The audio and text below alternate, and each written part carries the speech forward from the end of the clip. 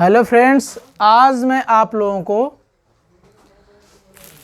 Chapter 3 दो चर वाले रैखिक समीकरण युग्म इससे रिलेटेड क्वेश्चन बताएंगे जो बोर्ड के लिए मोस्ट इम्पॉर्टेंट है।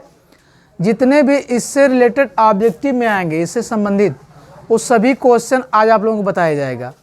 तो इस वीडियो को अंत तक देखिए, तब पूरी बात अच्छे समझ में आ जाएगी। देखिए यहाँ पे पहले इससे कुछ बातें, इससे संबंधित आप लोगों को कुछ बातें बताएंगे कि कब अनेक हल होते हैं, कब कोई हल नहीं होता है, कब अद्वितीय हल होता है, ठीक ना।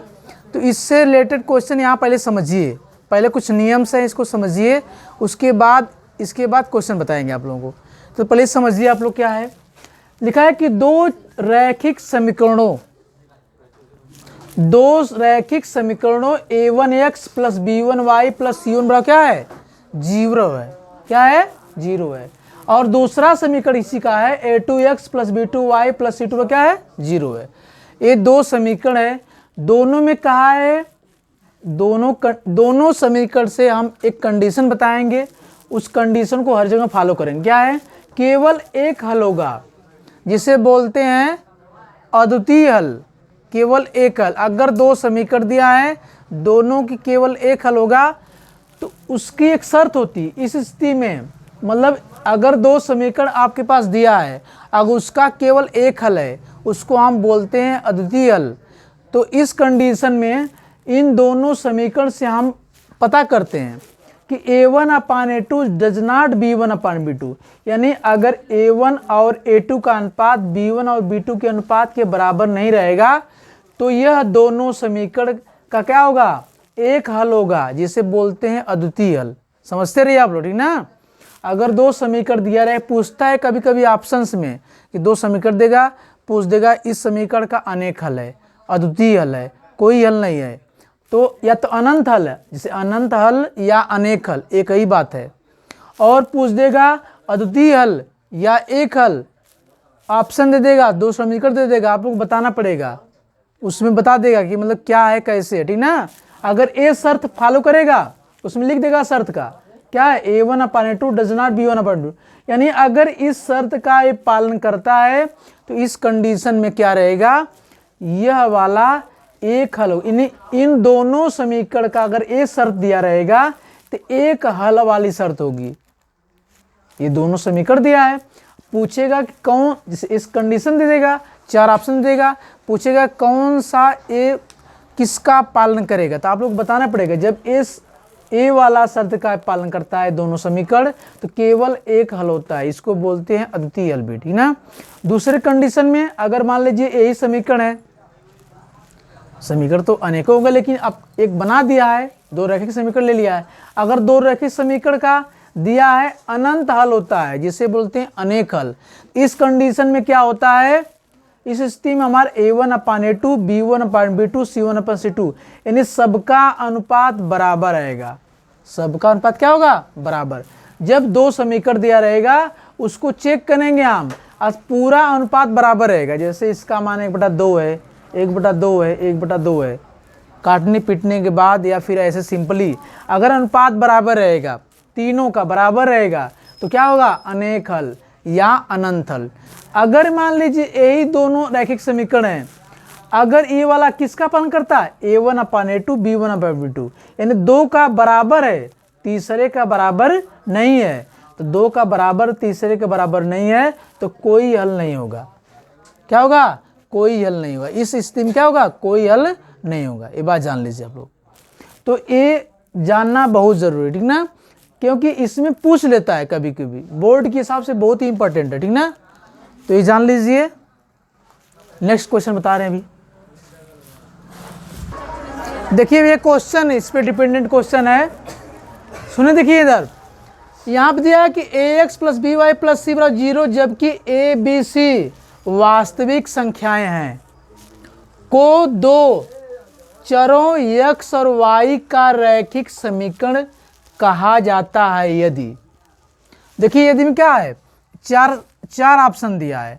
यदि इस ऑप्शंस में इस क्वेश्चन के रिगार्डिंग जो दिया है कि ax by प्लस c बराबर 0, जबकि a b c क्या है, वास्तविक संख्या है, को दो चरों x और y का रैखिक समीकरण कहा जाता है। यदि ये रैखिक समीकरण तभी कहा जाएगा जो इसमें दो कांस्टेंट हैं, तीन कांस्टेंट हैं, तो कम से कम दो कांस्टेंट का वर्ग, दो कांस्टेंट के वर्ग का योग यदि 0 के बराबर नहीं रहेगा, लेंगे हम, इसे क्वेश्चन से दिया रहेगा आपके पास दो कांस्टेंट दिया रहेगा, दो कांस्टेंट का कम से कम दो कांस्टेंट, अगर दो कांस्टेंट के वर्ग का जोड़ अगर 0 के बराबर नहीं है तो वह वाला ऑप्शन इसको फॉलो करता है, ठीक ना। और इस वाले में देखिए लिखा है किसी तल में दी गई दो रेखाओं के लिए निम्न में से कौन सा संभव नहीं है। क्या लिखा है, किसी तल में दी गई दो रेखाओं के लिए निम्न में से कौन सा संभव नहीं है। अब बताना है दोनों रेखाएं एक बिंदु पर प्रतिच्छेद करेगी, यानी देखिए दोनों रेखाएं एक बिंदु पर प्रतिच्छेद करती है, ये बात तो सही है। यदि दो रेखाएं एक बिंदु पर काटती है तो उसका एक हल निकलता है, तो संभव है। उसके बाद देखिए दोनों रेखाएं समानांतर होगी, ये भी संभव है।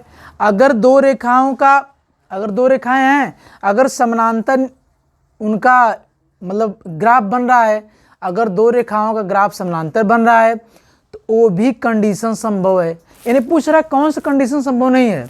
तीसरा है दोनों रेखाएं संपाती होगी, यानी अनेक हल होता है तो दोनों रेखाएं क्या होती हैं, संपाती होता है। और डी वाला दिया है दोनों रेखाएं या तो प्रतिच्छेद करेंगी या समानांतर होंगी, ये वाला कंडीशन संभव नहीं है। जानते क्यों, क्योंकि मैं बता दे रहे, देखिए यहाँ से बता दे रहे भी, यदि अगर दो रेखाएं मान लीजिए एक ठो ऐसी रेखा गई, एक ठो मान लीजिए ऐसे गई, तो यहाँ पे एक बिंदु पर काट रही है। जब एक बिंदु पर काटती हैं तो उसका एक हल निकलता है जिसको बोलते हैं अद्वितीय हल। तो अभी बताएं हैं कि a1/a2 डज नॉट b1/b2, अगर इस कंडीशन को फॉलो करता है तो वह उसका एक हल निकलता है, तो उसका ग्राफ ऐसे होता है, एक बिंदु पर काटती हैं दोनों रेखाएं। अगर मान लीजिए दोनों रेखाएं समानांतर होंगी, यदि मान लीजिए ग्राफ इस टाइप का हो, ऐसे है ग्राफ, एक तो ऐसे निकल गया दूसरा ऐसे निकल गया, ये समानांतर हो गया ना, ये भी संभव है। इसका क्या होता है, इस वाले का होता है a1/a2 बराबर क्या होता है b1/b2 और डज नॉट क्या होता है c1/c2। इसका कोई हल नहीं होला जब तक दो रेखाएं एक बिंदु पर नहीं काटती है, तो उसका कोई हल नहीं निकलता, ठीक ना। तो इसका क्या हो जाएगा, इसका कोई हल नहीं होता है, इसका ग्राफ इस टाइप से होता है, ये भी संभव है। इससे पूछा कौन सा संभव नहीं है, फिर दोनों रेखाएं संपाती होती है। संपाती किस कंडीशन में होती है, संपाती का मतलब अनेक हल। अब इसका ग्राफ कैसे बनता है, देखिए ऐसे है, देखिए आप लोग ग्राफ भी बता, देखिए एक रेखा ऐसे ग्राफ बनेगा तो दूसरी रेखा का जब हम ग्राफ खींचेंगे तो दूसरा भी इसी बन जाएगा, इसी के ऊपर बना, इसको बोलते ओवरलैप, मतलब एक ही बिंदु मिलेगा, जब दोनों का एक बिंदु मिलेगा तो ओवरलैप करेगा, तो इसको बोलते हैं संपाती, इंग्लिश में बोलते हैं ओवरलैप। ये भी फॉलो हो रहा है, यानी ए वाला बी वाला सी वाला।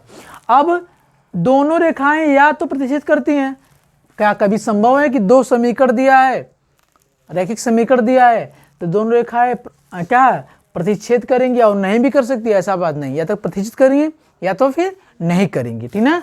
ए वाला संभव नहीं है, ठीक ना, इस टाइप से।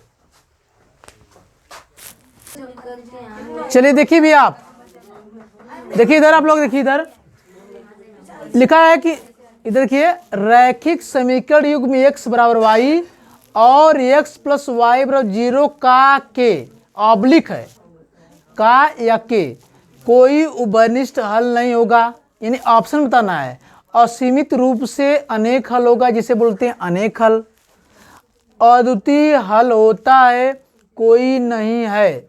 अब आपको बताना उसी का पालन करना है। किसका पालन करना, ऑप्शन से बताए थे, देखिए समझिए पहले।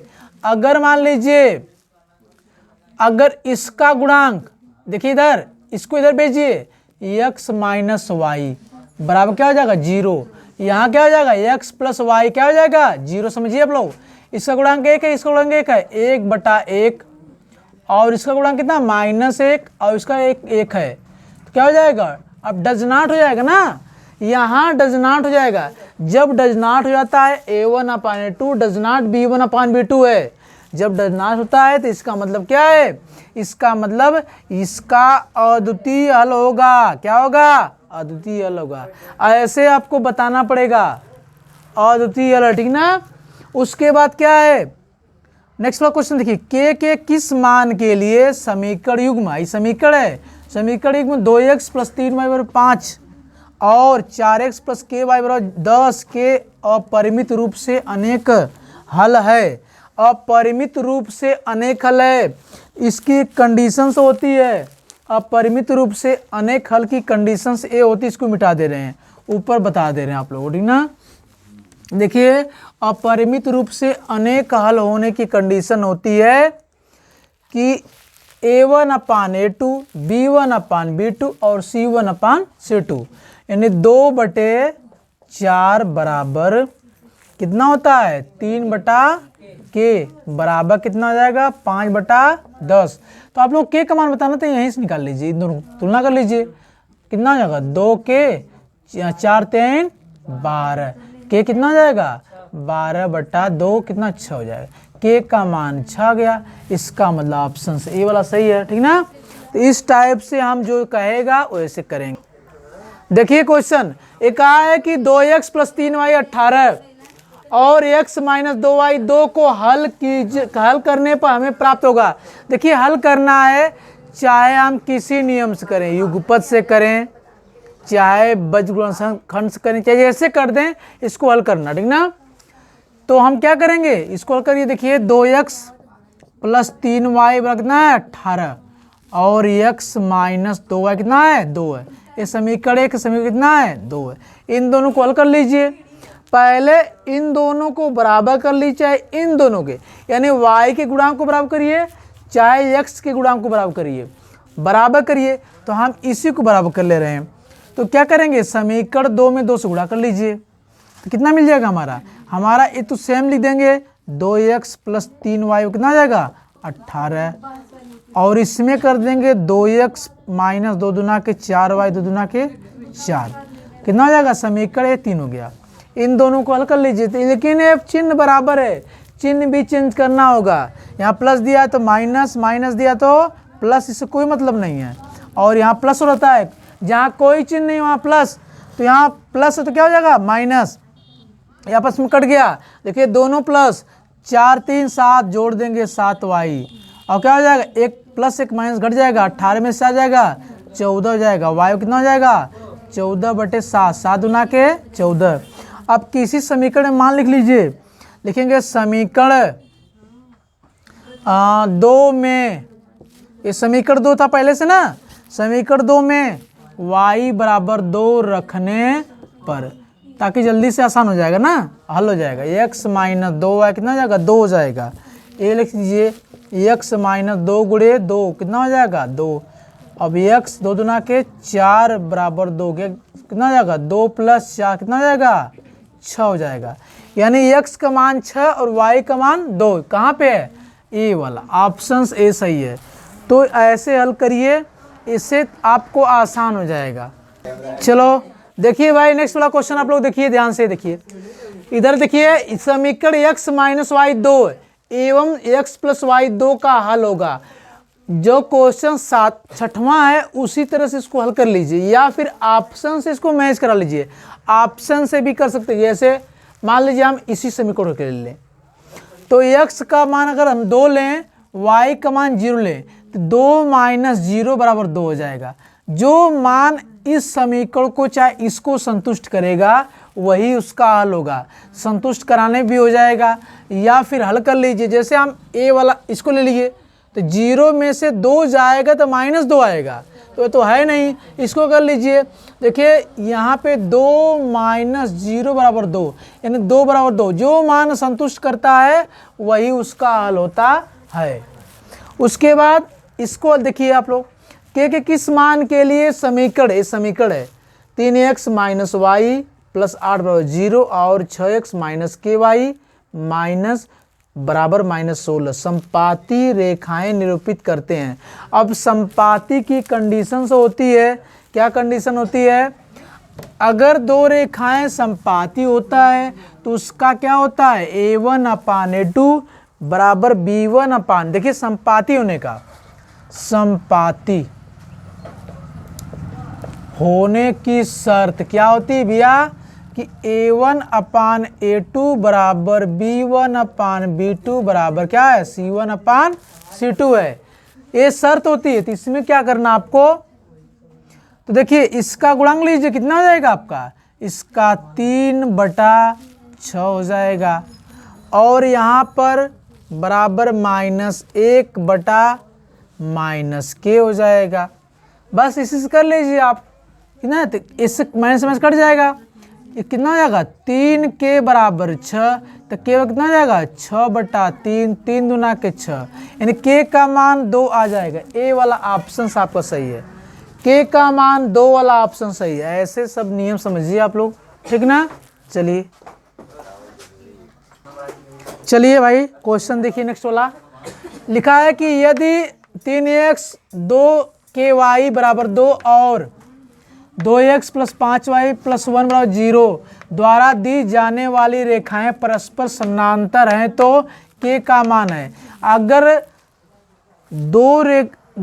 अगर आपका समीकरण दिया रैखिक समीकरण, अगर उससे समानांतर रेखाएं खींची जाती है, इसका मतलब उस समीकरण का कोई हल नहीं है। तो इसकी शर्त बताए थे आप लोगों को कि A1/A2 B1/B2 does not C1 क्या होता है, C2।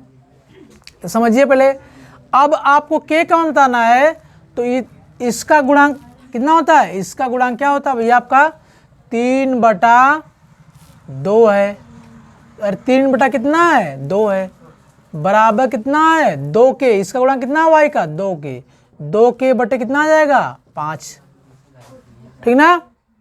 2 कटे के देखिए आपको गुणा कर लीजिए, 5×3 15, 2 दूना के 4, यानी 4k बराबर 15, तो k बराबर कितना आ जाएगा 15/4। आपको k का मान जो मैच करेगा वही उसका हो जाएगा, ठीक ना।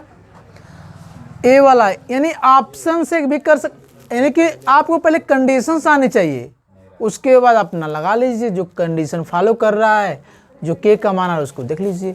उसके बाद नेक्स्ट वाला क्वेश्चन देखिए 10वां, देखिए 10वां में क्या है, यानी हर नियम को समझते रहिए, बिना नियम के आप लोगों को सवाल नहीं आएगी। देखिए इधर दो संख्याओं का योगफल 8 है, मान लीजिए, माना पहली संख्या x है, दूसरी संख्या कितनी है, दूसरी संख्या y है, तो दो संख्याओं का योगफल कितना है, x + y कितना हो जाएगा 8, तथा उनका अंतर, अब इन्हीं का अंतर, इन दोनों संख्याओं का अंतर कितना है, x - y कितना है 2 है। समीकरण 2 हो गया, इन दोनों को हल कर लीजिए, इसको काट जाएगा, x से x कितना हो जाएगा 2x, 8 10 हो जाएगा, x कितना हो जाएगा 10/2, 2 5 है 10, x का मान 5 आ जाएगा। उसके बाद क्या है नेक्स्ट कंडीशन में, उसके बाद a वाला मान किसी में रख लीजिए, मान लीजिए समीकरण 1 में x बराबर 5 रखने पर कितना हो जाएगा, x + y कितना हो जाएगा 8, अब कितना हो जाएगा 8 हो जाएगा। अब यहाँ वाला मान इसमें रख लीजिए 5y 8, यानी y बराबर 8 - 5, y कितना हो जाएगा 3 हो जाएगा। अब a वाला ऑप्शन आपका 3 हो गया, तो 5 और y का मान 3, यानी पहला x दूसरा y, a वाला फॉलो कर रहा है, a वाला इस टाइप से इसको हल करेंगे, ठीक ना दोस्तों।